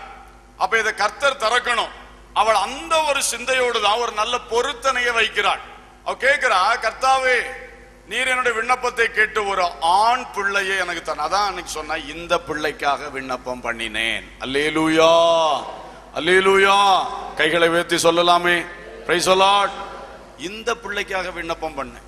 இதுல ஒரு சாமுவேலுக்கு பதில் ஒரு வேற ஒரு சாமி இல்ல சாமி ஏதாவது ஒண்ணு இருந்துச்சுன்னா அது இல்ல, இது சாமுவேல். கர்த்தருக்கு ஸ்தோத்திரம். இந்த பிள்ளைக்காகத்தான் நான் என்ன பண்ணேன், வேண்டிக் கொண்டேன் அப்படின்னு சொல்றா. ஒரு பெண் பிள்ளைக்காக நான் ஜெபிக்கல, நான் எதுக்காக தான் ஜெபம் பண்ணேன், ஆண் பிள்ளைக்காக தான் ஜெபம் பண்ணேன், இந்த பிள்ளைக்கு தான் ஜெபம் பண்ணேன். அப்படி அவ தைரியமா சொல்றா. ஆண் பிள்ளைன்னா சிலருக்கு ஆசை, ஆம்பளை பையதானே வச்சு காப்பாத்துவான், அதனால ஒரு ஆம்பளை பிள்ளை தாரும் ஆண்டவரே. அப்படி கிடையாது. ஆம்பளை பிள்ளையெல்லாம் வச்சு காப்பாத்துறாங்களா? அதுக்கு எதிர்மறையான காரியங்களையும் சில ஆம்பளை பிள்ளைகள் செய்கிறார்கள். அதனால அதுக்காக ஆம்பளை வேணும் பொம்பளை வேணும்னு கேட்காதீங்க. ஆனா இவ கேட்டது வேற ஒரு காரியம் உண்டு, கர்த்தருக்கு ஒப்பு கொடுக்கணும். இந்த நாட்கள்ல பெண்கள் பாஸ்டர் ஆகுறாங்க, ரெவரண்ட் ஆகுறாங்க, பெண்கள் பிஷப்ஸ் ஆக கூட இருக்கிறாங்க. அந்த காலத்துல அப்படி கிடையாது. அந்நாளுக்கு நல்லா தெரியும், பெண் பிள்ளை பிறந்துச்சுன்னா கர்த்தருடைய ஊழியத்துக்கு கொடுக்க முடியாது. அப்போ ஒரு ஆண் பிள்ளை பிறந்தா தான் யாருக்கு கொடுக்க முடியும், நான் கர்த்தருக்கு கொடுக்க முடியும். அந்த காலத்துல, இந்த காலத்துல ஊழியர் மனைவிகளாகவும் ஆகிறார்கள், ஊழிய விவாகம் இல்லாத ஊழிய சகோதரிகளாகவும் ஊழியம் செய்யலாம். நிறைய வாய்ப்பு இருக்கு. நம்ம பாஸ்டர் ரெவரண்ட் ஆக்க மாட்டோம், பிஷப் ஆக்க மாட்டோம், அப்படி நினைக்க கூடாது. ஆனா மற்றபடி ஊழியத்துல நல்ல வாய்ப்புகள் இருக்கிறது. பெண்களுடைய ஊழியத்து, பெண்கள் நடுவில் பெண்கள் எவ்வளவு ஊழியம் செய்வதற்கும் திறந்த வாசல் தான் ஃபுல் காஸ்பல்ல. அல்லேலூயா, ஸ்தோத்திரம். பாருங்கள், ஆனா அந்த காலத்தில் இப்படி இல்லை. ஆகவே அவள் சொல்ற ஒரு ஆண் பிள்ளையை கொடும். ஏனென்றால் இது ஒரு பொருத்தனையின் ஜெபம். இந்த ஆண் பிள்ளையை நான் அப்படியே கொண்டு உமக்கு தருவேன், உமக்கு தருவேன். அதனாலதான் அன்னைக்கு தைரியமா சொன்னா, இந்த பிள்ளைக்காக விண்ணப்பம் பண்ணினேன், இதோ கூட்டி கொண்டு வந்திருக்கிறேன். அல்லேலூயா. பொருத்தனையின் ஜெபம் தேவனுடைய நோக்கத்தை நிறைவேற செய்தது. Praise the Lord. ஒரு திடீரென்ற ஒரு பொருத்தனை, என்னதோ ஒரு ஆலோசனை இல்லாத பொருத்தனை அல்ல. இது நீண்ட காலம் அவள் யோசித்து எடுத்த பொருத்தனை. இன்னொன்னு, அந்த சூழ்நிலையுடைய பின்னணியை நாம் பார்த்தாலும் அன்றைக்கு அந்த இஸ்ரவேல் மக்களை வழிநடத்த யாரும் இல்லை. நல்லா கவனிக்கணும். கொஞ்ச காலமாகவே நியாயாதிபதிகளின் காலமாக இருக்கிறது. மோசைக்கு பிறகு யோசுவா இருந்து நடத்தினார். யோசுவா மரித்த பிறகு, மோசைக்கு பிறகு யோசுவா எழும்பினது போல யோசுவாவுக்கு பிறகு ஒரு தலைவன் எழும்பாம அப்படியே நாடு தலைவன் இல்லாமல் ராஜா இல்லாத நாடாக கிடந்தது. எத்தனையோ காலங்கள் சத்துருக்கள் திடீரென்று புகுந்து இஸ்ரவேலை ரொம்ப வேதனைப்படுத்தினார்கள். அப்பொழுதெல்லாம் ஒருவன் எழும்புவான், அவனுக்கு பேர் தான் நியாயாதிபதி. அவன் கொஞ்ச காலம் எழும்புவான், சத்துருவை துரத்துவான், ஜெயம் எடுப்பான், தேசத்தை நியாயம் விசாரிப்பான். அவனுடைய மரணத்துக்கு பிறகு அடுத்தது ராஜா எழும்ப மாட்டான். இப்படியே தான் துண்டு துண்டா அந்த நியாயாதிபதிகள் புஸ்தகம் முழுவதும் இந்த சரித்திரத்தை தான் படிக்கிறோம். அப்படி இருக்கும் பொழுது கடைசி நியாயாதிபதியாக இருக்கக்கூடியவன் தான் ஏலி. இந்த ஏலியும் ரொம்ப ஃபெயிலியர் ஆகிவிட்டார். ஏலி கர்த்தருடைய ஊழியக்காரன். ஏலி ஜனத்தை நியாயம் விசாரிக்க கூடியவர். எல்லாம் அவர் தான், ராஜாவும் அவர் தான், மந்திரியும் அவர் தான், ஆசாரியன் அவர் தான், எல்லாரும் அவர் தான். ஆனால் அவர் ரொம்ப ஃபெயிலியர். அவருடைய பிள்ளைகள் செய்யற அநியாயம் ஒரு அளவு கிடையாது. நாடே குழம்பி போய் கிடக்கு. எல்லாமா குழப்பத்தில் இருக்கிற ஒரு பரிதாபம். தேவனுடைய மகிமை எடுபட்டு போகிற நேரம், தேவனுடைய உடன்படிக்கப்பட்டு ஒரு காலமும் இல்லாமல் பிடிபட்டு சத்துருடைய கையிலே போகக்கூடிய நேரம், அவ்வளவு மகிமை இழந்து களை இழந்து மிகுந்த வேதனைக்குள் ஆகப்பட்டிருக்கிற நேரம். அப்படிப்பட்ட ஒரு காலகட்டத்தில் தேசத்திலும் இல்லாமை, எனக்கும் இல்லாமை, இப்படிப்பட்ட நிலையில் அன்னாள் இருக்கின்றாள். பொதுவாக யூத பெண்மணிகள், இஸ்ரவேல் பெண்மணிகள் தங்கள் தேசத்தை குறித்து அதிக பக்தி வைராக்கியம் உள்ளவர்கள், பற்றுணர்வு உள்ளவர்கள். தேசத்தின் சூழ்நிலையும் வெறுமையாய் இருக்கிறது, எங்களுடைய ஊழியத்தின் சூழ்நிலையும் வெறுமையாய் போய்கொண்டிருக்கிறது. என் தனி வாழ்விலும் என் குடும்பத்திலும் வெறுமையாய் வேதனையாய் இருக்கிறது. எல்லாமாக சேர்த்து ஒரு ஆண் பிள்ளைய தாருமப்பா. அல்லேலூயா, அல்லேலூயா. அந்த ஜெபத்தை கர்த்தர் கேட்டார். அந்த பிள்ளையை அப்படியே கொண்டு வந்து ஆலயத்துல கர்த்தருக்குன்னு கொடுத்தா. கர்த்தரும் அதை சுகந்த வாசனையா எடுத்துக்கிட்டாரு. அந்த பிள்ளையை கொண்டுதான் அந்த தேசத்தின் வெறுமையை மாற்றினார், அன்றைய ஊழியத்தின் வெறுமையை மாற்றினார், இந்த அன்னாள் குடும்பத்தின் வெறுமையும் மாற்றினார். கரங்களை தட்டி தேவனை மகிமைப்படுத்தலாம். அல்லேலூயா, அல்லேலூயா. நல்ல பொருத்தனை. எப்தாவை போல ஆத்திரப்பட்டு அவசரப்பட்டு வாயில் வந்த பொருத்தனை செய்யவில்லை அன்னாள். அமர சிந்தித்தாள். என் இல்லாமை மாறணும், கர்த்தருடைய ஊழியத்துல இல்லாம மாறணும். ஏலிக்க பிள்ளைகள் ஒருத்தனும் ஊழியத்துல இல்ல, ஊழியத்துக்கு கேடான காரியம் செஞ்சிட்டு இருக்கிறான். அப்போ என் வயிற்றுல ஒரு ஆம்பளை பிள்ளை பிறந்தா நான் கொண்டு அங்க விடுவேன், அந்த பிள்ளை நாளைக்கு ஒரு ஊழியரா வரணும் என்று அவள் சிந்திக்கிறாள். கர்த்தருக்கு ஸ்தோத்திரம். தனக்காக மட்டுமல்ல, என் இல்லாமை மாறுவது மட்டுமல்ல, என் கர்த்தருடைய காரியம் நடக்கணும், என் தேசம் ஆசீர்வதிக்கப்பட வேண்டும் என்று சொல்லுகிற ஒரு நல்ல நோக்கத்தோடு அமர எத்தனை நாள் யோசித்தாலும் தெரியல. அருமையான தீர்மானம். மாத்திரமல்ல, ஒரு தேவ நடத்துதலோடு கூட அந்த பொருத்தனை செய்யறது மாதிரி தெரியுது. தேவனுடைய ஒரு ஏவுதலோடு கூட செய்கிறது போல தெரியுது. அழகா பேசினாள், அழகா ஜெபித்தாள். கர்த்தர் உடனே சாங்ஷன் பண்ணார். ஹல்லேலூயா. கர்த்தரும் இதுதான் அவருடைய பர்பஸ், அவருடைய நோக்கம். எஜமானனின் நோக்கமும் அப்படியாக இருந்தது. இவளும் அதுக்கு தகுந்தாற் போல விண்ணப்பம் பொருத்தனை பண்ணினாள். உடனே காரியம் நடந்தது. அல்லேலூயா. இது ஒரு ஆசீர்வாதம். இதிலே நாம் ஒன்றை கற்றுக்கொள்ள வேண்டும். நாம் இப்படிப்பட்ட சில இல்லாமைகளில் இருக்கும் பொழுதும் நம்ம யோசிக்கணும். ஓஹோ, அப்ப இதுக்கு காரணம் என்ன? எனக்கு வீட்டுல இந்த இல்லாம இருக்குது, என் சபையின் சூழ்நிலை, ஊழியத்தின் சூழ்நிலை இப்படி இருக்கிறது, என் சமுதாய சூழ்நிலை இப்படி இருக்கு, என் தேசத்தின் சூழ்நிலை இப்படி இருக்கு. எல்லா கண்ணோட்டத்துல ஆண்டவர் ஏன் எனக்கு இந்த காரியத்தை தடை பண்ணார்? ஏன் எனக்கு இந்த வேலை வாய்ப்பு கிடைக்கல? எனக்கு தான் சொன்னாங்க இன்டர்வியூ முடிச்ச உடனே லெட்டர் வரும்னு காத்துக்கிட்டே இருக்கிறேன், இன்னைக்கு வரைக்கும் வரல. அதுக்கு பின்னால இருக்கிற பர்பஸ் என்ன? யோசிக்கணும். எனக்கு நியாயமா கிடைக்கும், எனக்கு அட்மிஷன் கட்டாயம் உண்டு. ஐயோ, என்னை விட படிக்காத ஒரு பிள்ளைக்கு அட்மிஷன் கிடைச்சிருக்கு, எனக்கு கிடைக்கல. உடனே கோவப்படுறா, பட்சபாதம் பண்ணா, லஞ்சம் வாங்கினா, அதெல்லாம் போய் பேசிட்டு இருக்கிறது பார்க்கலாம். என்னை நடத்துகிற கர்த்தர் ஒருவர் இருக்கிறார். ஏன் ஆண்டவரே அந்த காலேஜ்ல எனக்கு அட்மிஷன் கிடைக்கல? ஏன் ஆண்டவரே அந்த இன்ஸ்டிடியூட்ல அல்லது அந்த கம்பெனில எனக்கு வேலை கிடைக்கல? கர்த்தரை நோக்கி பாருங்கள். ஒவ்வொரு காரியத்துக்கும் ஏன் எனக்கு கிடைக்கல? எல்லாரும் அப்ளை பண்ணாங்க, எனக்கு ஏன் கிடைக்கல? எல்லாருக்கும் இந்த நன்மை நடந்தது, ஏன் எனக்கு இந்த நன்மை கைகூடல என்று சொல்லி நாம் நினைத்து பார்த்து அந்த சூழலில் ஜெபத்தோடு தேவனிடத்தில் ஒப்பு கொடுத்து ஒரு நல்ல பொருத்தனை பண்ணினால் நம்முடைய இல்லாமையும் மாறும், கர்த்தருடைய கிரியையும் நடைபெறும். ஹல்லேலூயா. அப்படித்தான் இந்த அன்னாள் செய்தார். கடைசியாக ஒன்றை கூட சொல்ல விரும்புகிறேன். 1 அதிகாரம் 6 வசனம் வாசிங்க. கர்த்தர் அவள் கற்பத்தை அடைத்தபடியினால் அவளுடைய சக்களத்தை அவள் துக்கப்படும்படியாக அவளை மிகவும் விசனப்படுத்துவாள். அடுத்த வசனம். அவள் கர்த்தருடைய ஆலயத்திற்கு போகும் சமயத்தில் அவன் வருஷந்தோறும் அந்த பிரகாரமாய் செய்வான். இவள் அவளை மனமடிவாக்குவாள். அப்பொழுது அவள் சாப்பிடாமல் அழுது கொண்டிருப்பாள். கர்த்தருக்கு ஸ்தோத்திரம். இங்கே பார்க்கிறோம், இவள் மிகவும் நிந்தை, அவமானம், பாடுகள், கஷ்டத்துக்குள் ஆக்கப்பட்டிருக்கின்றாள். அந்த நேரத்திலே கர்த்தர் இவளுக்கு கொடுத்த இந்த பிள்ளைக்காக விண்ணப்பம் பண்ணினேன்னு சொல்லும் பொழுது அது எதை காட்டுகிறது என்று சொன்னார்?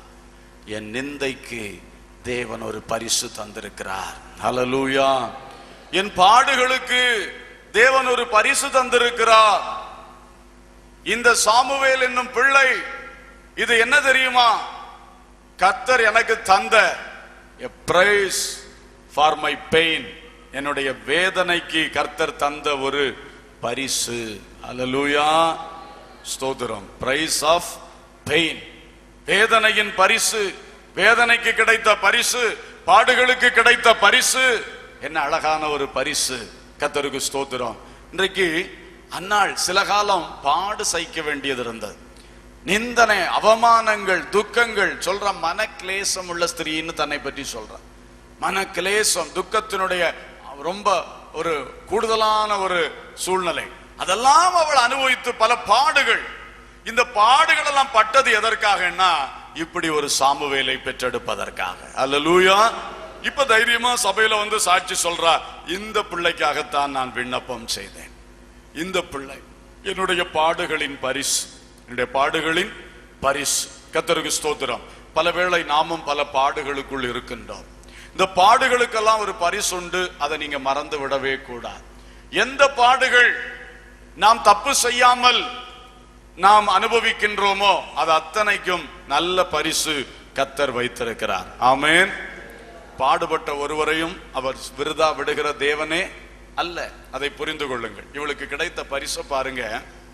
இந்த பாடுகளுக்காக அவளுக்கு கிடைத்த இந்த அருமையான இந்த சாமுவேல், அவன் அந்நாட்களிலே டைம் போனதனால் நான் சுருக்கமா சொல்லி முடிக்கிறேன்.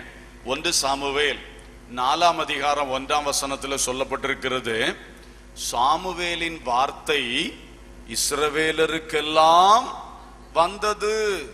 பாருங்க, அப்ப முழு இஸ்ரவேலோடு பேசக்கூடிய ஒரு சாமுவேலாக எழும்பி இருக்கிறான். இந்த சாமுவேலை பாருங்கள், சிறு பிள்ளையாண்டானாக ஆலயத்திலே விடப்பட்டான். ஆலயத்திலே அவன் ஏலியோடு பேசிக் கொண்டிருந்தான். தேவனோடு பேசுகிற பாக்கியம் பெற்றான். அல்லேலூயா. தேவனோடு சிறு பிள்ளையிலே பேசுகிறான். தேவன் அவனோடு பேசுகிறார். சொல்லும் அடியேன் கேட்கிறேன் என்று தேவனோடு பேசின சாமுவேல், அவன் வளர்ந்த பொழுது அவன் பேசின வார்த்தை முழு இஸ்ரவேலுக்கு, அந்த தேசவாசிகள் அனைவருடைய காதுகளுக்கும் வந்ததென்றால் he has become a leader என்று அர்த்தம். அவன் தலைவனாக மாறிவிட்டான் என்று அர்த்தம். அல்லேலூயா. ஒரு தலைவனின் வார்த்தை தான் தேசவாசிகள் அனைவருக்கும் காதுகளுக்கு வரும். இல்லாம அவன் வீட்டுக்குள்ளதான் அவன் சத்தம் கேட்கும், அவன் தெருவுல தான் அவன் சத்தம் கேட்கும். ஆனா சாமுவேலின் வார்த்தையோ தேசத்தில் உள்ள அனைத்து மக்களுக்கும் வருகிறது என்றால் அவன் ஒரு தலைவனாக வந்திருக்கிறான். நியாயாதிபதிகள் சுருக்கமான காலத்திலே எழும்பி விழுந்து போன காலத்திலே நீண்ட காலம் எழும்பி இருந்து தேசத்தை நடத்தின ஒரு மாபெரும் தலைவன் மட்டுமல்ல, அவனுக்கு பிறகு அந்த துண்டிக்கப்பட்ட காலம் தொடராதபடி அவனுக்கு பிறகு ராஜாக்களின் காலம் எழும்பி, அந்த ராஜாக்களின் காலம் பல ஆண்டுகள் நீண்டு கொண்டு ஒரு ஸ்திரமான ஆட்சி நடப்பதற்கு ஏதுவாக உருவாகிற்று. அல்லேலூயா. இதுக்கெல்லாம் காரணமாக உருவாக்கப்பட்ட பிள்ளைன்னா சரித்திரத்தை மாற்றி அமைத்த ஒரு மகாபரிய ஒரு சம்பவம் அங்கே நடைபெற்றிருக்கிறது. அதுக்காகத்தான் அன்னாள் இந்த பாடுகளை பட்டாள். அல்லேலூயா. ஒரு அன்னாள் அட்ரஸ் இல்லாத ஒரு நிலையிலே, அவளை முழு இஸ்ரவேலுக்கு தெரியாது, அவளை ஏலிக்கும் தெரியாது. எவ்வளவு ஒருத்தி குடிச்சிட்டு வந்திருக்கான்னு நினைச்சிட்டாரு. அவளுடைய அட்ரஸும் யாரு என்று அவளுக்கு தெரிஞ்சிருந்தா அப்படி பேசியிருக்க மாட்டாரு. ஒருத்தருக்கும் தெரியாத ஒரு அன்னாள் பட்ட பாட்டிலே அந்த பாடுகளுக்கு கிடைத்த பரிசு அந்த தேசத்துக்கே ஆசீர்வாதமாய் மாறினது. அல்லேலூயா. அருமையான சகோதரனே, அருமையான சகோதரியே, யாருடைய கண்களும் காணாமல் நீ படுகிற சில பாடுகள், நீ இன்றைக்கு உன் வீட்டுக்குள்ளே அனுபவித்துக் கொண்டிருக்கிற சில வேதனைகள், யாரிடத்திலும் சொல்ல முடியாதபடி அந்தரங்கத்தில் அனுபவிக்கிற சில பாடுகள், வேதனைகள், இவைகளுடைய பரிசு ஒரு நாள் வரும் பொழுது அது உனக்கு மட்டுமல்ல முழு தேசத்துக்கே ஆசீர்வாதமாக மாறும். கரங்களை தட்டி தேவனை மகிமைப்படுத்துவோம். அல்லேலூயா. இன்றைக்கு நீ பாடு சகிக்கிறாய், வேதனையோடு இருக்கிறாய். ஆனால் இந்த பாடுகளுக்கு கர்த்தர் ஒரு பரிசு தரப்போகிறார். அந்த பரிசு உனக்கு மட்டுமல்ல மகளே, உனக்கு மட்டுமல்ல மகனே, முழு தேசத்துக்கும் ஆசீர்வாதமாய் மாறப் போகிறது. ஹல்லேலூயா. இவன் ஒரு தலைவன், he is a leader. 1 Samuel 7ஆம் அதிகாரம் 6ஆம் வசனத்திலே சொல்லப்பட்டிருக்கிறது, அவன் இஸ்ரவேலை நியாயம் விசாரித்தான். அவன் என்ன செய்து கொண்டிருந்தானா சொல்லுங்க? இஸ்ரவேலை அதே 7ஆம் அதிகாரம் 15 17 வரைக்கும் ரொம்ப டீடைலா போட்டிருக்கு. அவன் அப்படியே ரவுண்ட் பண்ணி போவான், ஒவ்வொரு இடத்துல கேம்ப் பண்ணி அங்க வந்து நியாயம் விசாரிப்பான். நடமாடும் கோர்ட் மாதிரி, அவர் நடமாடும் ஜட்ஜ். அவர் எல்லா இடத்துலயும் போய் அவர் ஒரு பெரிய ஜட்ஜி, சுப்ரீம் கோர்ட் ஜட்ஜி இஸ்ரவேலுக்கு. அவ்வளவு ஒரு மேன்மையாக நியாயம் இல்லாதிருந்த காலத்திலே, நியாயம் சொல்ல ஆள் இல்லாதிருந்த காலத்திலே, பிரச்சனைகளை தீர்த்து வைக்க ஒரு வாய்ப்பு இல்லாதிருந்த காலத்திலே, அந்நாளின் பாடுகளில் முளைத்த ஒரு பரிசாக வந்த சாமுவேல் முழு தேசத்துக்கும் 12 கோத்திரங்களுக்கும் நியாயம் விசாரிக்கிற ஒரு பெரிய நியாயாதிபதியாக காணப்பட்டான். அல்லேலூயா. நான் எதுக்கு இதெல்லாம் விளக்கமா சொல்றேன்? அந்த அந்நாள் தன்னந்தனியே அனுபவித்த நிந்தை, பாடு, அவமானம், அதுல அவ கரெக்டான ரூட்டை தெரிஞ்சிட்டா. பெண்ணினால்கிட்ட சண்டை போடக்கூடாது, எல்கானாட்ட சண்டை போடக்கூடாது, புருஷன்ட்ட சண்டை போடக்கூடாது, யாரையும் எரிச்சலா பேசக்கூடாது, யாரையும் குற்றம் சொல்லக்கூடாது, கர்த்தர் சமூகத்துல போகணும், அழணும், ஜெபிக்கணும், பொறுமையா பேசணும், பொறுமையின் சிகரமா இருந்தார். ஏலி கூட சத்தம் போட்டான், குடிகாரி அப்படின்னு சொன்னான். குடிகாரின்னு சொன்னா யாரா விடுவீங்களா? நீங்க யாரா ஜெபத்துல இங்க வந்து இருக்கும் போது நான் வந்து நின்றுகிட்டு குடிச்சுக்கிட்டு இருக்க போ அப்படின்னு சொன்னேன்னா அடிச்சே போடுவீங்க நீங்க சிலரெல்லாம். கர்த்தருக்கு ஸ்தோத்திரம். ஆனா அவள் பாருங்க, இவ்வளவு என்ன ஏன் அந்த இடம் தாங்காது. வேற எவனோ ஏதோ சொல்லிட்டானா பரவாயில்ல, ஒரு ஊழியக்காரனே இப்படி சொல்லிட்டான், நான் வந்து இவ்வளவு வேதனையோட வந்து அழுதுட்டு இருக்கும் போது வேற யார் பேசியிருந்தா பரவாயில்ல, ஒரு விசுவாசி பேசியிருந்தா பரவாயில்ல, சும்மா வந்த ஒரு ஆள் பேசியிருந்தா பரவாயில்ல, இந்த ஊழியக்காரர், அதுவும் இவர் ஆளு சின்ன ஜூனியர் ஊழியக்காரர் கிடையாது, சீனியர் ஊழியக்காரர் ஏலி, அவர் இப்படி பேசினாருன்னா கோபம் தான் வரும். யோ கிழவா, உமக்கு ஒரு அறிவு இல்லையா? இப்படி பேசத்தான் யாருக்கும் வரும். திடீர்னு ஒரு வார்த்தை வித்தியாசமா பேசல. சொன்ன, ஐயா நான் மனக்கிலேசம் உள்ள ஸ்திரீ ஐயா, எவ்வளவு பொறுமை, இப்படி கரெக்டான வழியை தெரிஞ்சு கொண்டா. அதனாலதான் அவ தனிமையில் பட்ட பாடுகளுக்கு இன்றைக்கு பரிசு வரும் பொழுது அவளுக்கு மட்டுமல்ல, அவள் இதயம் மகிழ்ந்து மகிழ்ந்து பூரிக்கத்தக்கதாய் தேசத்திலே சாமுவேல் பிரபலமாய் இருந்து கொண்டிருக்கிறான். ஹல்லேலூயா. தேசத்தின் தேவை சந்திக்கப்பட ஒரு பாத்திரமா இருந்து கொண்டிருக்கிறான். கர்த்தருடைய வலது கரத்தினால் உயர்த்தப்பட்ட பாத்திரமா இருக்கிறான். அவன் தான் தலைவர், அவன் தான் நியாயாதிபதி. 3வது 1 சாமுவேல் 7ஆம் அதிகாரம் 9, 10 ஆகிய வசனங்களில் படித்தால் அவன் தகன பலி செலுத்தினான் என்று சொல்லப்பட்டிருக்கு. அவன் தான் ஆசாரியன். அவன் தகன பலி செலுத்தினான், ஆசாரியனாக திகழ்ந்தான். மோசே காலத்துல ஆரோன் ஆசாரியனாக இருந்தான், மோசே தலைவனாக இருந்தான். ஆனால் இங்கே ஆல் இன் ஒன் பர்சன், எல்லாம் ஒரே மனிதனுக்குள் இருக்கிறது. சாமுவேல் எவ்வளவு பெரிய மனிதன் என்று பாருங்கள். அவனே ஆசாரியன், ஆரோன் செய்த வேலையை அவன் செய்யறான், அவனே நின்று பலி செலுத்துகிறான். கர்த்தருக்கு ஸ்தோத்திரம். எவ்வளவு ஆச்சரியமான ஒரு காரியம். இதெல்லாம் இல்லாம பட்சிக்கப்பட்டு கிடந்த தேசத்திலே பட்சித்த வருஷங்களின் விளைவை திரும்ப கொடுக்கும்படியாக தெரிந்து கொள்ளப்பட்ட சாமுவேல், அந்த சாமுவேலை பெற்றெடுக்கும்படி தெரிந்து கொள்ளப்பட்ட ஒரு அந்நாள், அந்த மேன்மையை பெற்றெடுக்கும்படி சிறுமையும் வேதனையும் கஷ்டமும் தனியாக தனிப்பட்ட முறையில் அனுபவித்து வெற்றி கண்ட அந்நாள். அல்லேலூயா. ரொம்ப ஆச்சரியமான ஒரு காரியம். இவன் ஆசாரியன், பலி செலுத்துகிறான். அது மட்டுமல்ல, இவன் யார் என்று சொன்னால் ஆசாரியன் தான் அபிஷேகம் பண்ணுவான். சவுல் ராஜாவை அபிஷேகம் பண்ணினா, தாவீதை ராஜாவாய் அபிஷேகம் பண்ணா, இதெல்லாம் ஆசாரிய பிரீஸ்ட்லி ஒர்க். அடுத்தது 1 சாமுவேல் 3ஆம் அதிகாரம் 19, 20 சொல்லுகிறது, சாமுவேல் ஒரு தீர்க்கதரிசி தான் என்பது தான் முதல் பெயர்சபா வரையில் இருந்த அனைத்து இஸ்ரவேலுக்கும் தெரிய வந்தது. He was a prophet. அவன் ஒரு பெரிய தீர்க்கதரிசி. எத்தனை காரியம் ஒரு மனுஷனுக்குள்ள இருக்கு. many offices in one personality. அநேக பதவிகள், அநேக பொறுப்புகள், அநேக ஊழிய காரியங்கள், தெய்வீக செயல்பாட்டு காரியங்கள் அனைத்தும் ஒரே மனிதனுக்குள். இந்த மனிதன் யார்? இந்த பிள்ளைக்காக நான் விண்ணப்பம் பண்ணினேன். அல்லேலூயா. இது ஜெபத்தில் உருவான பிள்ளை. இது பொருத்தனையில் தேவ நோக்கத்தின்படி வெளிப்பட்ட பிள்ளை. இது பாடுகளில் பூத்த மலர். அல்லேலூயா. அதுதான் அந்த சாமுவேல். யாராலும் குறை சொல்ல முடியாத அளவுக்கு அத்தனை மேன்மையாக நிற்கிறான். இன்னொன்னு கூட அவனுக்கு இருக்கிறது. 1 சாமுவேல் 9ஆம் அதிகாரம் 6ஆம் வசனத்திலே சவுலும் அவனுடைய ஆட்களும் தகப்பனுடைய கழுதையை தேடி வரும் பொழுது சொல்லுகிறார்கள், இங்கே ஒரு தேவனுடைய மனுஷன் இருக்கிறார். Man of God, man of God, தேவனுடைய மனுஷன். இந்த சாட்சி பெறுவது இப்ப நான் சொன்ன அத்தனை சாட்சிக்கும் மேலான சாட்சி. ஆமென். பெரிய தீர்க்கதரிசி இவரு அப்படின்னு சொல்றது, பெரிய தலைவர், பெரிய நியாயாதிபதி, பெரிய ஒரு ஆசாரியன், இது இந்த 4 பட்டத்துக்கும் மேல உயர்ந்த பட்டமாக்கும். இவர் தேவனுடைய மனுஷன். அல்லேலூயா. நம்ம எல்லாரும் அதை நாடன். நமக்கு பெரிய பெரிய பதவிகள், பட்டங்கள் இருக்கலாம். ஆனா அந்த பட்டங்கள், பதவிகளுக்கு எல்லாம் மேல நம்ம வாங்க வேண்டிய ஒரு பெரிய பேர் என்ன தெரியுமா? இவர் உண்மையிலே ஒரு தேவ மனுஷன். ஹல்லேலூயா. தேவ மனுஷன் அப்படிதான் இருக்கணும். தேவ மனுஷன் என்று சொல்லணும். அப்படி சாமுவேல் அழகிய 5 வித பெயர்களை உடையவனாக எழும்பி வந்து அந்த தேசத்தின் தேவையை பூர்த்தி செய்கிறான். தேவ ஜனத்தின் தேவையை பூர்த்தி செய்கிறான். அன்னாள் குடும்பத்தின் தேவையை பூர்த்தி செய்கிறான். எல்லாவற்றுக்கும் ஒரு பூர்த்தி செய்கிற நிறைவுள்ள ஒரு மகனாக, மேன்மை உள்ள மகனாக, ஆசீர்வாதத்தின் பாத்திரமாக, அபிஷேகம் நிறைந்தவனாய், மற்றவர்களை அபிஷேகிக்கின்றவனாய், தேவனுடைய வார்த்தையை பெற்று ஜனங்களுக்கு கொடுக்கிறவனாய், ஜனங்களை நீதியின் பாதையில் நடத்துகிறவனாய், நியாயம் சொல்லி ஜனங்களுக்கு சமாதானத்தை உண்டு பண்ணுகிறவனாய், எல்லா விதத்திலும் பலி செலுத்தி தேவனுடைய ஆசீர்வாதங்களை ஜனங்களுக்கு பெற்றுக் கொடுக்கிறவனாக, எல்லாவற்றுக்கும் மேல் ஒரு சிறந்த ஒரு தீர்க்கதரிசி, ஞானதிஷ்டிக்காரன், தேவனுடைய வெளிப்பாடுகளை சொல்லுகிறவனாய், வருங்காரியங்களை அறிவிக்கிறவனாய், குற்றங்களை வெளிப்படுத்தி ஜனங்களை சீர்படுத்தி தேவ கோபத்துக்கு தப்பிக்க வைக்கிறவனாக, எல்லா பகுதியிலும் எத்தனை ஆஸ்பெக்ட்ஸ், எத்தனை டிபார்ட்மெண்ட்ஸ் அவன்கிட்ட செயல்படுது. ஆச்சரியம்னா ஆச்சரியம். நியாயாதிபதிகளின் காலம் துண்டாடப்பட்ட காலம். அந்த துண்டாடப்பட்ட காலத்திலிருந்து ராஜாக்களின் காலத்துக்குள் ஒரு ஸ்திரப்பட்ட நிலைமைக்கு கொண்டு வருகிற டிரான்சிஷன் பீரியட்ல கர்த்தர் பயன்படுத்தின மாபெரும் பாத்திரம் சாமுவேல். அந்த சாமுவேலை பெற்றெடுத்த பெருமை அந்நாளுக்கே உண்டு. அல்லேலூயா. எல்கானாவு கூட கிடையாது.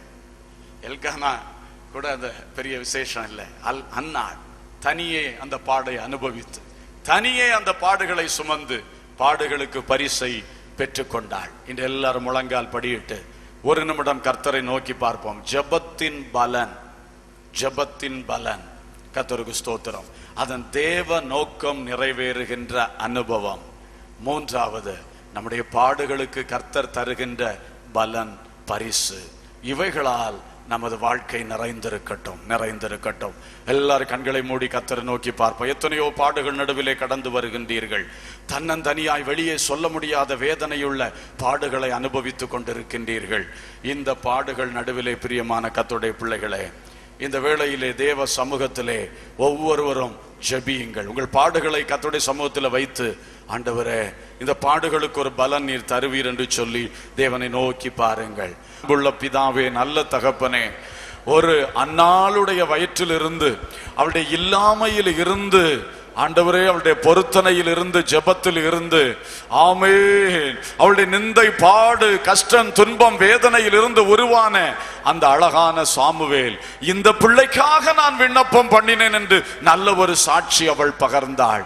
இந்த ஒரு அனுபவம் எங்கள் வாழ்விலும் உண்டாகட்டும், எங்கள் குடும்பத்தில் உண்டாகட்டும், எங்கள் சபைகளில் உண்டாகட்டும், எங்கள் ஸ்தாபனத்தில் உண்டாகட்டும், ஆவிக்குரிய ஸ்தாபனங்கள் அனைத்திலும் உண்டாகட்டும் என்று நாங்கள் உம்மை பார்த்து ஜெபிக்கிறோம் அப்பா.